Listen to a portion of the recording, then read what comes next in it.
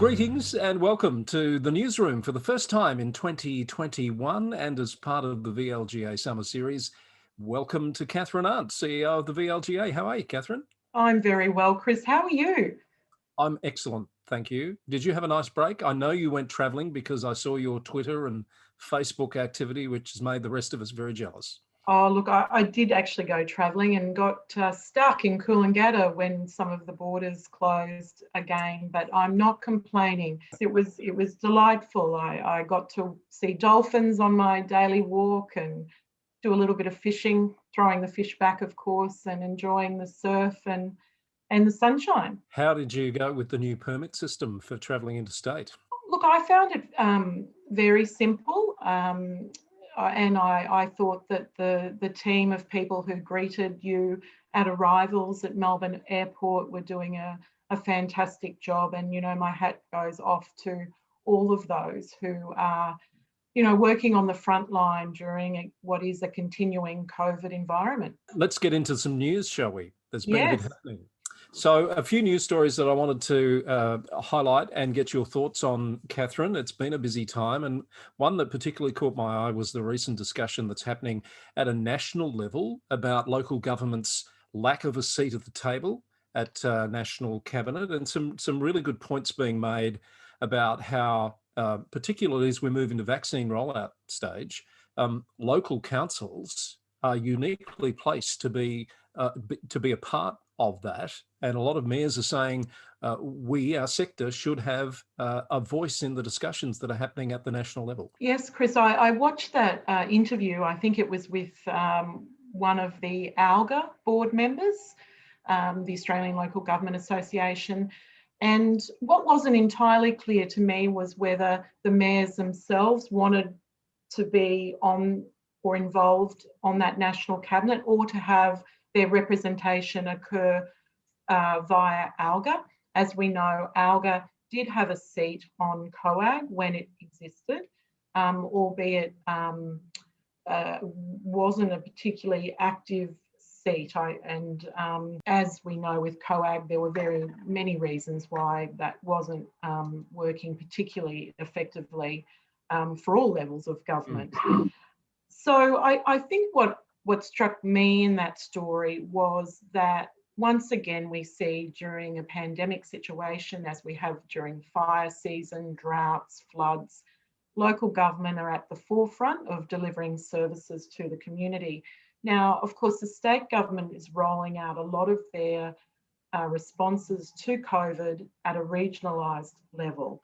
So the question for me would be, how are those regions represented in those decision-making bodies? And I think that that's one that the sector needs to consider, but also the state and federal government. We'll put the links to the articles you refer to, I think, in the comments fields on the YouTube channels, so people can follow them up, Kathryn. But that particular one came from the ABC, and it mentions that hundreds of mayors have written to the Prime Minister. So that seems to be a fairly coordinated lobbying campaign to me that's been coordinated by the ALGA.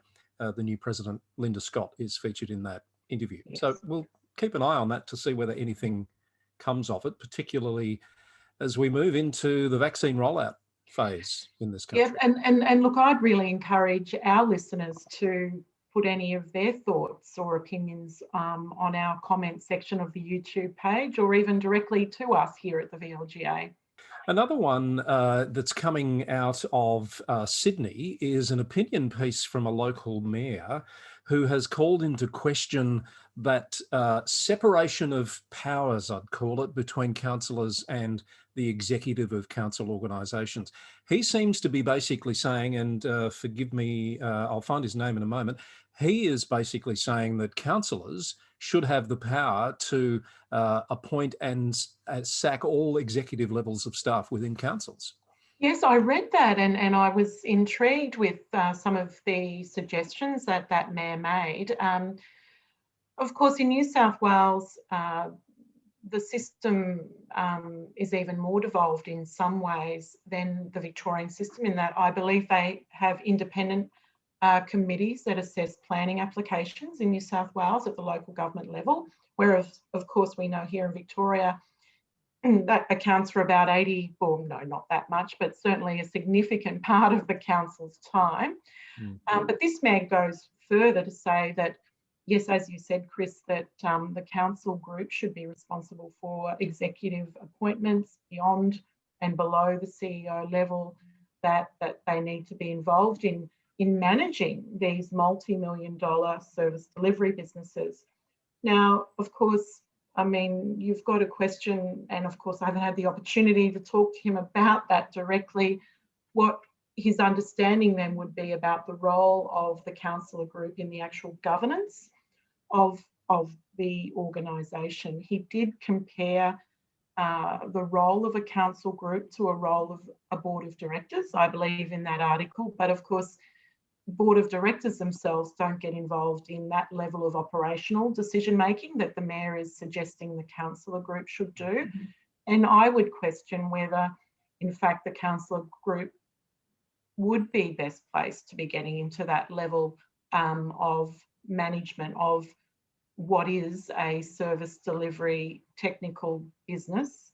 That's why the CEOs are remunerated at the level that they are. That's why they come from a very particular background with a skill set and capability level that enables them to direct thousands of staff and also fulfil statutory responsibilities to deliver services on behalf of the state and federal level of government.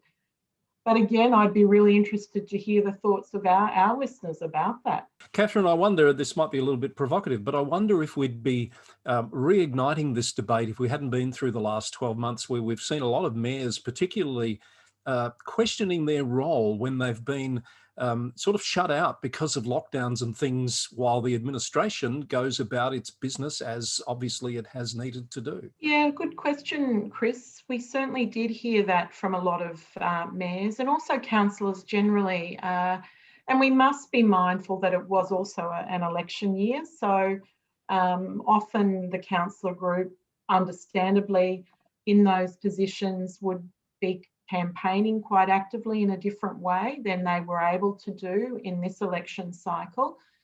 We saw that the Local Government Act didn't allow for the councillor group to meet virtually, that required a bill to be passed to enable that to happen. And there was a hint initially that perhaps wouldn't occur, but the state government certainly heard the voices of councillors and made sure that could occur. But it's a good question. Perhaps one more before we get on to some specific VLGA news that I know you have for us this week. I was very interested to read, and I'll read you a couple of quotes, a piece out of England. The LGC, Local Government Chronicle website, is talking about the Prime Minister, in the view of this writer, appearing oblivious to the dangers of pressing ahead with local elections in May. So what does this remind you of? So local government elections are due to happen in May of this year. There's a current determination, and I quote, to press ahead regardless of the risks, which is generating a great deal of fear in the sector that months of stressful and complicated planning will be followed by another last-minute U-turn in terms of lockdowns, etc. First thing that struck me about that is there's been no mandated postal vote, obviously, although there is the option for that in England. But we understand, don't we, the debate that's happening? Yes, I feel for the Prime Minister for having to have that on his agenda to be considering about in the middle of what is just a terrible situation in the UK, of course, but also the councillor group. And we had the pleasure of catching up with a couple of CEOs from the UK just prior to Christmas and hear, where they were in their journey with COVID. And I must say, I felt for them because we were at what we thought was sort of the end of it, or at least we'd got back to that wonderful figure of 0 at that stage.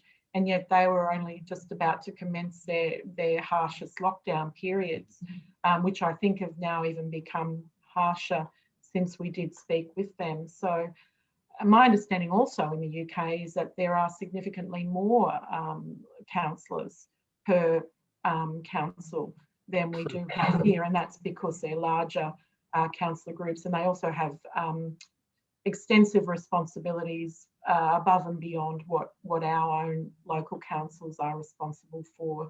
So that will be, particularly in the environment that they're in at the moment, a big concern for them, and I can appreciate that they'll have to work their way through that. They'll have to take into account, of course, their legislation, what they can and cannot do, and also what are the expectations of the people to be involved in not only running as candidates in a local government election, but also exercising their vote.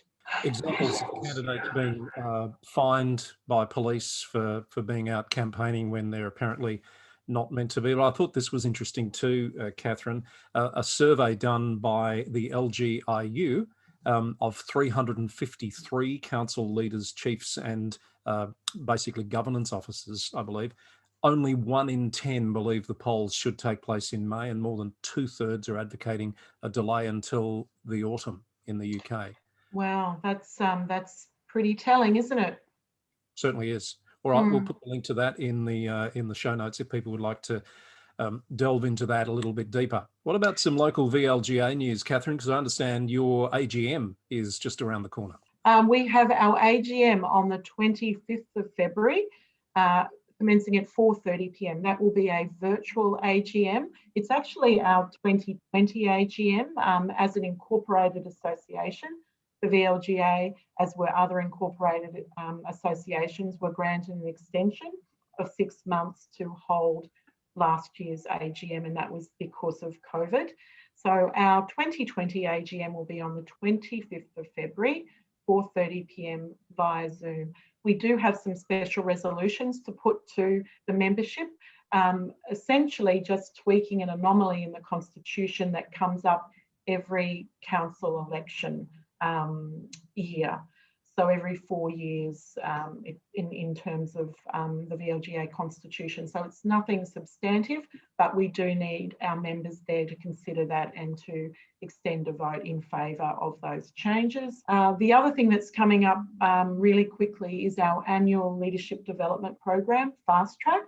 That is being held on the 5th of March, and that's a full day's program. We have the Minister for Local Government opening, the new Executive Director of Local Government Victoria attending also, and the Minister will be very happy to have a Q&A with the participants at the beginning of the day, and we have a great lineup of panellists and a surprise group to end the day's session for a little bit of fun, followed by some drinks and canapes. Ooh. And we'll be hosting that at our Pitcher Partners sponsor in Spencer Street, so easily accessible to everyone. So the 5th of March, put that in your diaries. Your induction training and council code of conduct training is underway as well?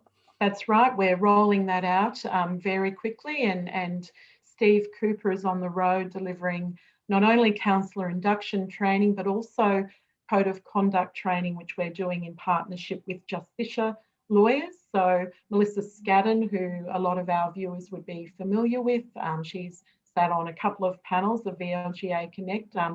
This is right up her alley. She does a lot of work with the sector on code of conduct and also conflict resolution. So really important things in terms of where councils are at in this term to be getting their heads around. A couple of quick notes about upcoming events. The Heart Awards nominations, they open very soon? Yes, they do. They're opening up on February the 19th. So keep an eye out for that. I think we've already started getting some information out there through our e-news mail out. Terrific. So look forward to those 2020 winners of the Heart Awards being acknowledged in that way, Kathryn. That's probably enough for a bumper return edition of the Newsroom as part of the summer series. Oh, I think so, and I'm feeling a little rusty. I'm glad it's a summer series, and you know, we can just ease back into it. Yes. Thank you, Kathryn. Great to see you. Welcome back. All the best for 2021, and we'll talk again very soon on hopefully what people will find a more useful, more newsy newsroom. That's right. I'm looking forward to this new format, and certainly looking forward to talking to you next week.